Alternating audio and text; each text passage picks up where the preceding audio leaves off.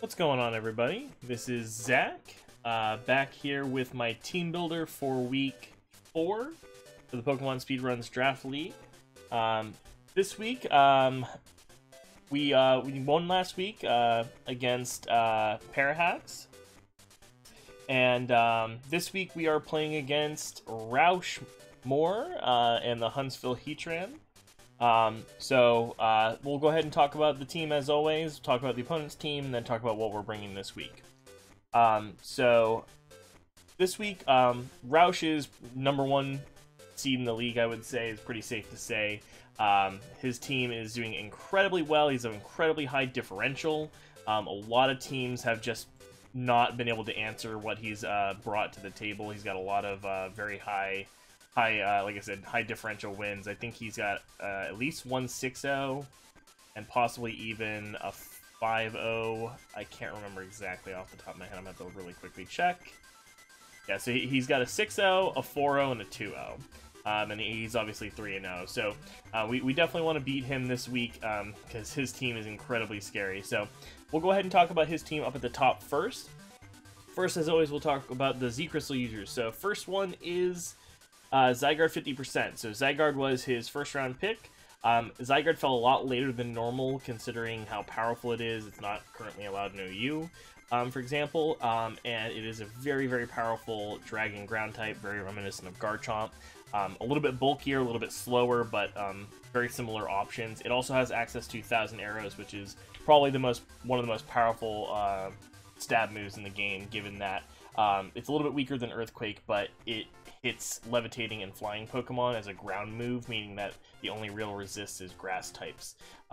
So incredibly scary stab. He has only brought it 1 week, but he also did end up sweeping a few Pokemon with it at the end of that game, so we got to keep out an eye on that. I actually don't necessarily expect him to bring it as a Z Crystal user, and well, he might, but we'll talk about that. The other Z Crystal user is Xurkitree. Xurkitree is a little bit of an interesting Z Crystal user because it actually uses mostly setup moves with the Z Crystal. So Z Hypnosis, which is Hypnosis plus you get a single stage boost of speed. And then also he's used Electrium Z, which gives, just like Z Hypnosis gives you another speed boost, single stage speed boost. And also sets up Electric Train, which boosts your Stab Thunderbolts. It could also run, it could run Electrium Z just to hit hard with hard T-bolts, but it's usually going to be one of those two setup moves if it brings up a Z move at all. Other threats on the team, Mega Gallade is a huge threat. He has basically 6-0'd an entire team with Gallade by just setting up one Swords Dance and sweeping. Gets a lot of really good coverage moves, including Leaf Blade. Its two stab moves are very good, and you can either use Zen Headbutt or Psycho Cut, and either Superpower or Drain Punch, which he's been known to use. Also gets Ice Punch, a bunch of other moves. Very likely to be a Swords Dance set. Greninja is a very good threat. Incredible coverage moves. It gets pretty much any move under the sun. It can be physical or special. Has incredibly high base speed. A very, very scary threat.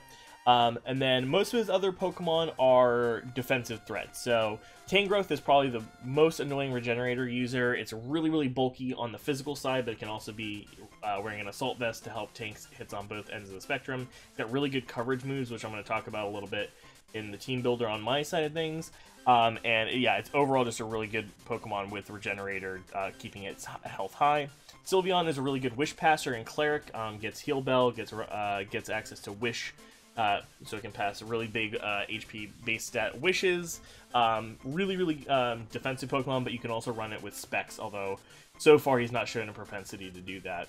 So usually he'll be running it as a defensive set in my experience. Also gets Reflect and Light Screen. It can be run that way as well. Crobat is a really good flying type. Very, very fast base speed, similar to his... similar to his Greninja.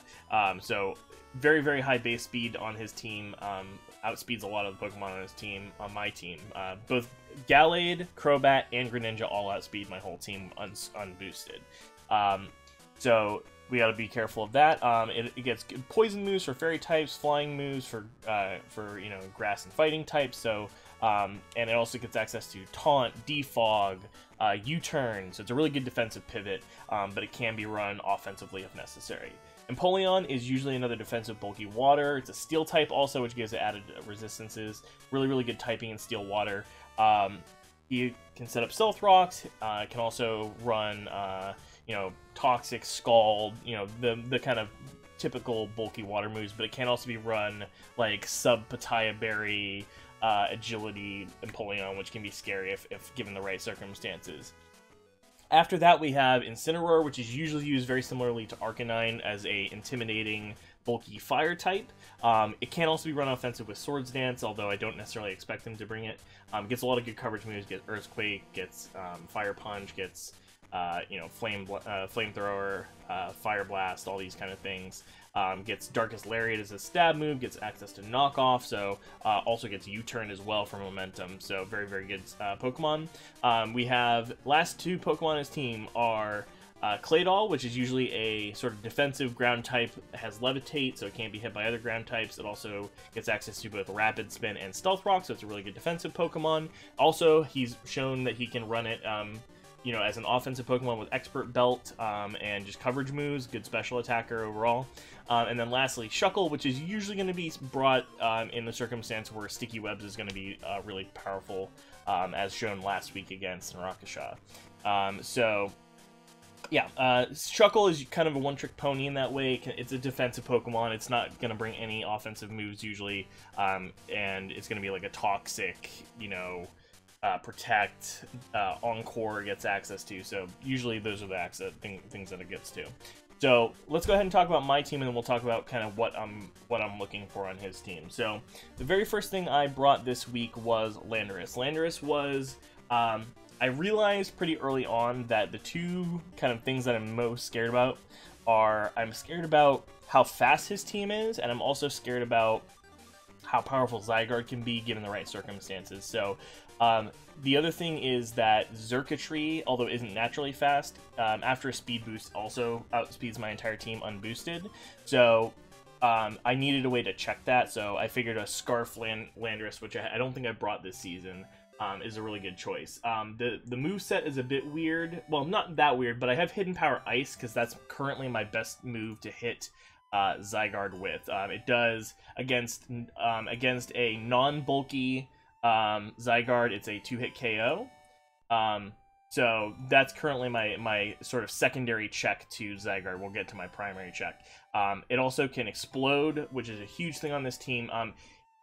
Basically, there's two Pokemon I'm looking to explode on. Tangrowth at mid to low HP, and Gallade at any HP, because Gallade is an enormous threat for my team. It's very fast, setup sweeper, and it's probably going to be carrying a lot of good coverage moves for my team.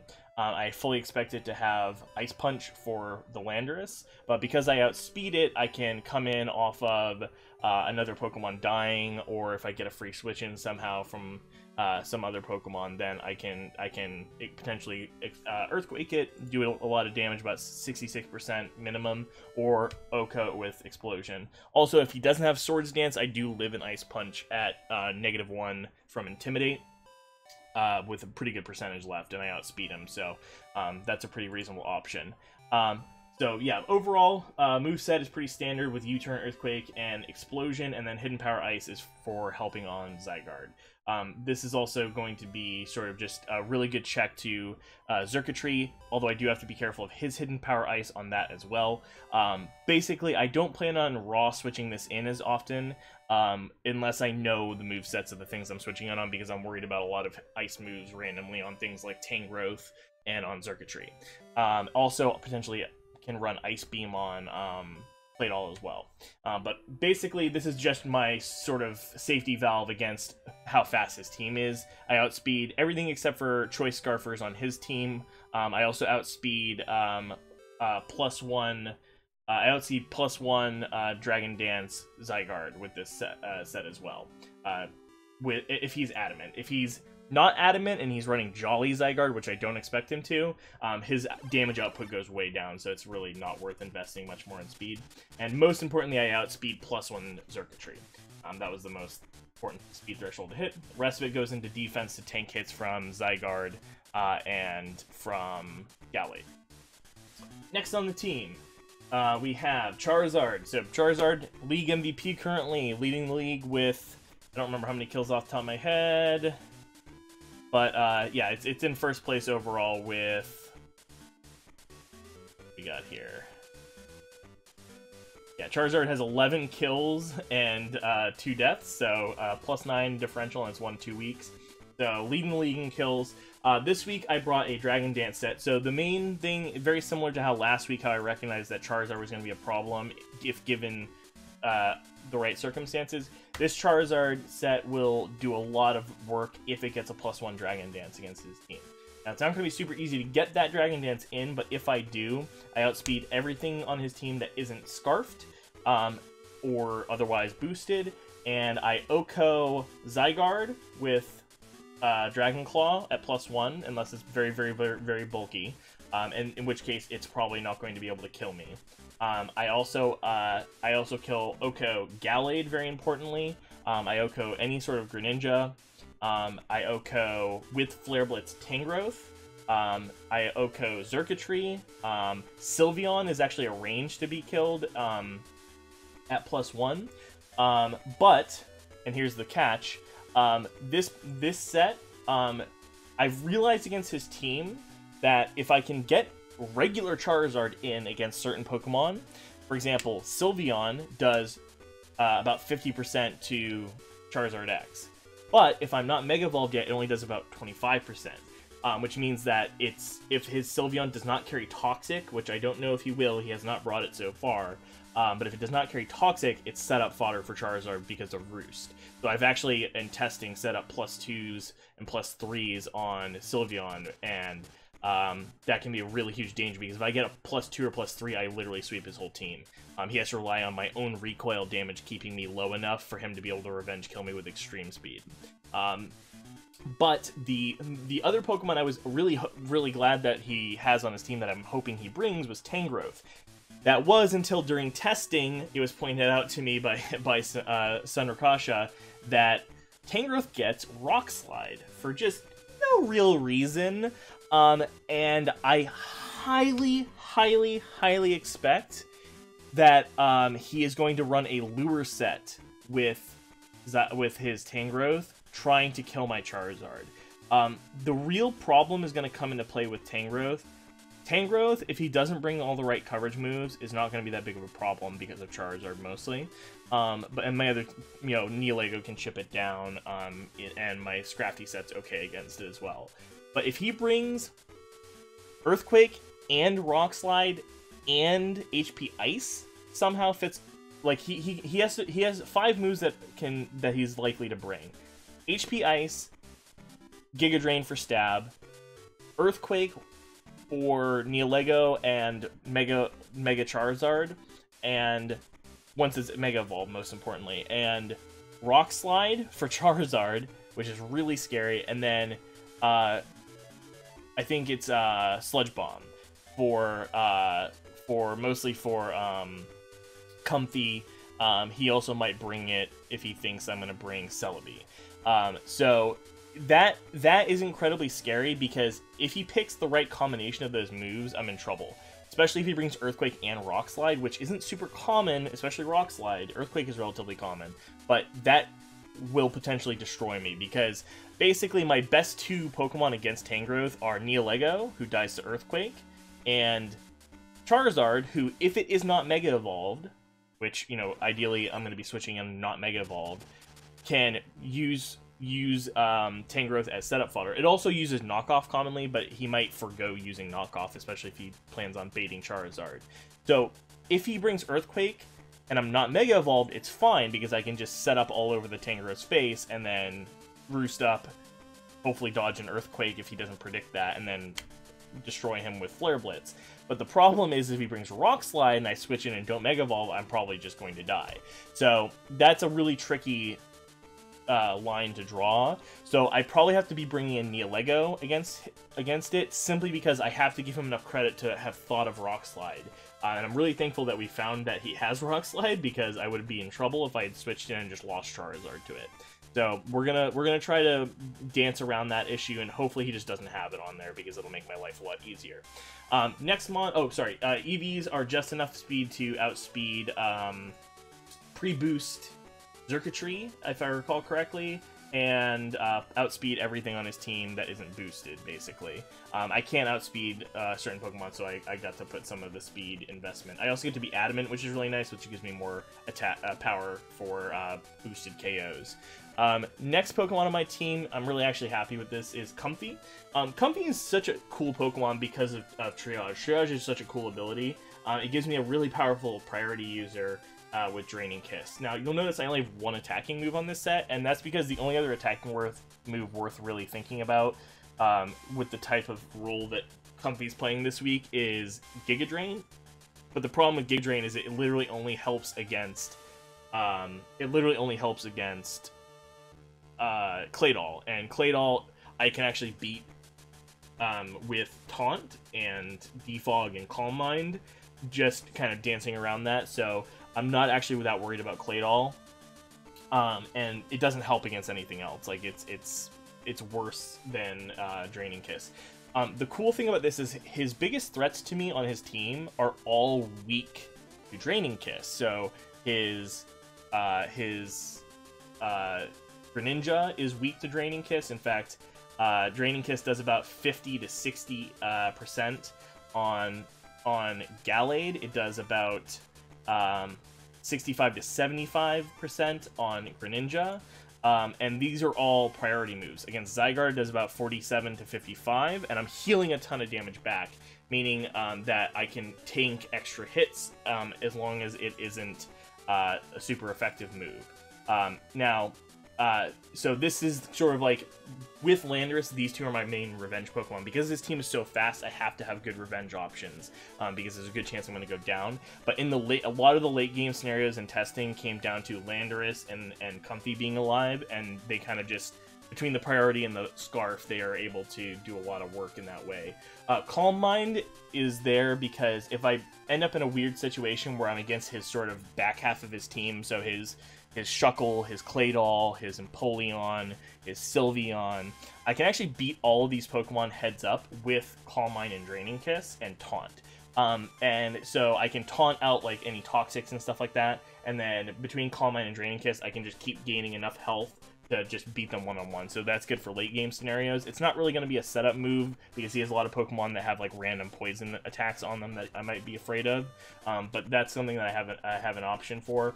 And then Taunt is there because I want to make sure I can stop like Sticky Web, and I want to make sure I can stop like Encore. I want to make sure I can stop setup moves from like Incineroar, although it's not likely he runs that, and mostly so that I can stop Toxic against Comfy, because I really don't want to get Toxic. So that helps me beat Sylveon and all those in that kind of like mid to late game scenario where they can't wish to heal themselves or whatever it is, they can't recover, and that helps me beat all the sort of the defensive core. And then lastly, I needed Defog on a Pokemon and I couldn't fit it on Landorus, and it makes no sense on Charizard, and I just absolutely did not have any room for Scissor this week, so it had to go somewhere, and it had to go on Comfy. I would have probably preferred to have had, like, I don't know, Leech Seed or something, or just something else in this slot, but it just ended up having to be Defog, and it's fine because it has a good matchup against most of his rock Pokemon, has a good matchup against Empoleon, has a good matchup against Claydol, has a good matchup against Shuckle, so can't complain with that. So yeah, Comfy is gonna be nice, and basically just try to be as bulky as possible because speed doesn't really matter too much when I'm spamming Draining Kiss. Alright, Neolego. Neolego once again makes its way onto a team. I think I brought it every week. It's a good role player. So this week I am bringing a modest Neolego because I can't outspeed his fast Pokemon, but I just need to be faster than. I think I'm faster than Adamant. Oh no, I'm faster than unboosted Circuitry. That's the threshold that I'm going for with all my speed tiers. So just enough speed to outspeed that. I actually had a spicy set which was which is an Assault Vest variant that I was hoping to bring. But I realized it really it doesn't help as much as I thought it would at certain Pokemon, and it ends up that it's just smarter to bring Toxic Spikes. Toxic Spikes is actually pretty solid against his team.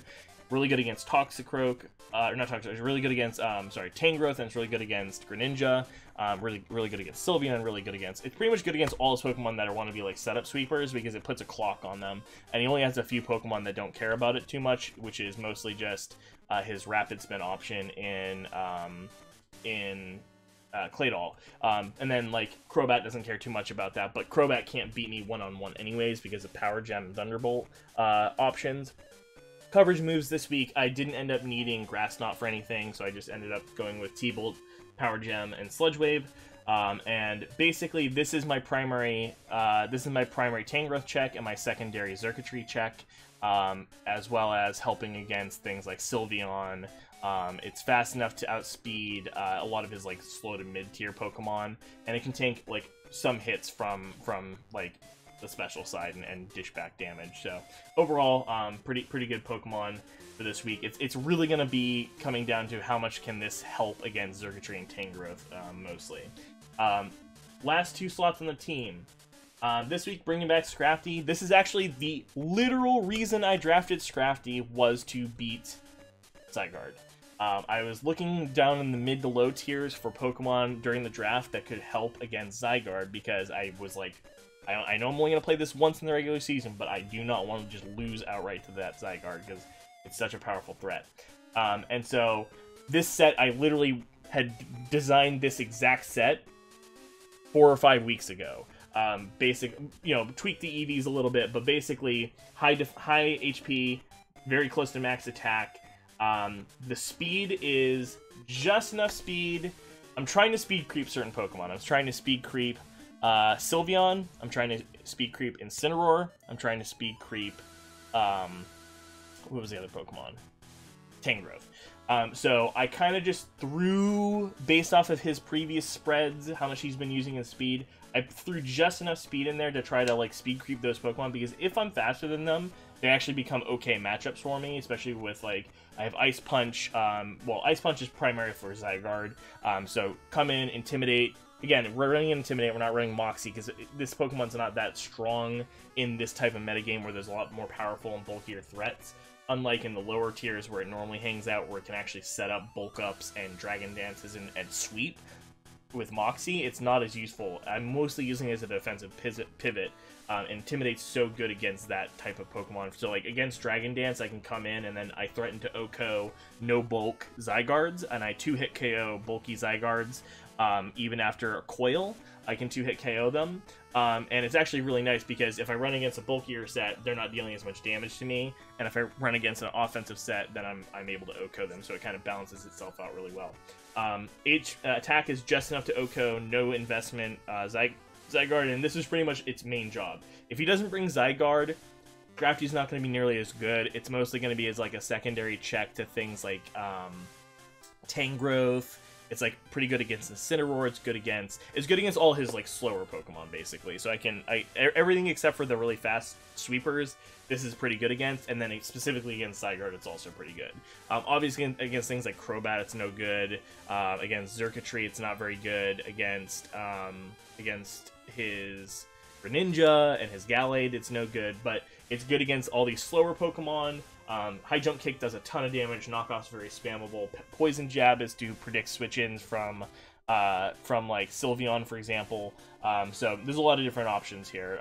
And yeah, the speed investment will help me beat Tangrowth and Sylveon ideally, and help against Empoleon if he brings it. Last Pokemon on the team. This slot was not particularly exciting. I didn't really have many other Pokemon on my team that I wanted to bring, honestly. Scizor was a bit of a liability, simply because it's so slow against a lot of his main threats, and its Bullet Punch is pretty good against, like, Gallade, for example, but I can't switch it in very often against things, and, trying to Pursuit Trap things, it wasn't going to work out super well this week. I tried thinking about Celebi to try to help against things like Greninja, but the problem is that Greninja has Dark Pulse coverage, and so Celebi and it just wasn't super great this week either. Porygon 2 is really lackluster. It doesn't really threaten things besides Zygarde with its moves. Spirit Tomb almost came literally to help beat Gallade and Gallade alone, but it just didn't do enough against the rest of the team, and Hoopa is just... It has too slow of a speed tier to be threatening against all his faster Pokemon, and I don't really need help against a slower Pokemon in most circumstances, so I didn't end up bringing Hoopa. So I ended up with Seismitoad, mostly because I needed a Stealth Rock Pokemon, because I really wanted Toxic Spikes on Neolego, so that narrowed down the Pokemon I was able to bring. It was either that or Celebi, because I couldn't run Stealth Rock on Landorus this week due to this Choice Scarf. And then I ended up realizing, like, This Seismitoad is not going to do much if I'm just playing like its normal defensive bulky set, so I decided to go a little bit outside the box. I'm trying to beat Greninja with this set, so I'm trying to switch in on a water move. Hopefully he's not running Grass Knot. If he runs Grass Knot, it's going to be hard, but I'm hoping he's not bringing it, and I'm hoping he's trying to just bring other coverage moves for other Pokemon that he thinks are more threatening. And then I have enough speed, ideally, to outspeed his Claydol. Because this is basically like Claydol, this beats one-on-one with Hydro Pump, it OHKOs it most of the time, and then can set up its Stealth Rocks, and then Focus Blast is for Greninja mostly. So, and it also helps against like his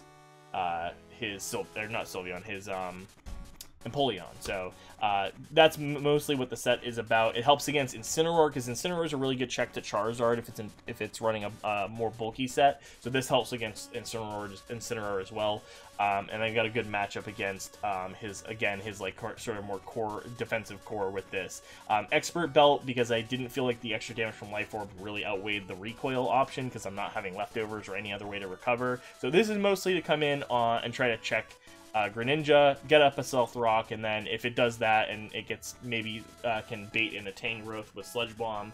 So there's a lot of different things here that this is trying to do, but it's not a super important Pokemon on the team this week. This slot was a little bit of a kind of a no man's land as far as what slot to bring here, and I just ended up kind of going with this kind of gimmicky Seismitoad offensive set. The EVs are kind of just to give it maximum bulk, and then special attack is enough to kill Claydol, like I think it's like 93% of the time.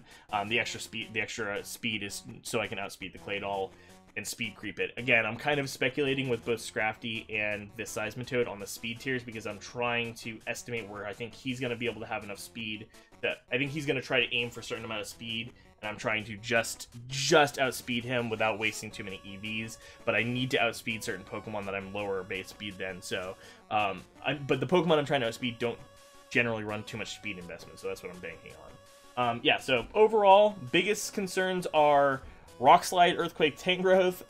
Greninja can be very scary, but hopefully Comfy and things like that can help. The Xurkitree, if it gets set up and I switch into an HP Ice, and I'm going to be low on ways to answer that, pretty much Neolega is the only other option.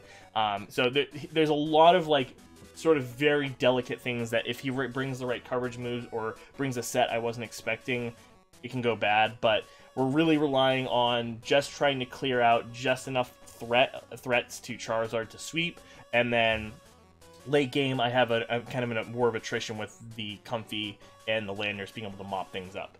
So hopefully we get there, and yeah, good luck to Roush this week.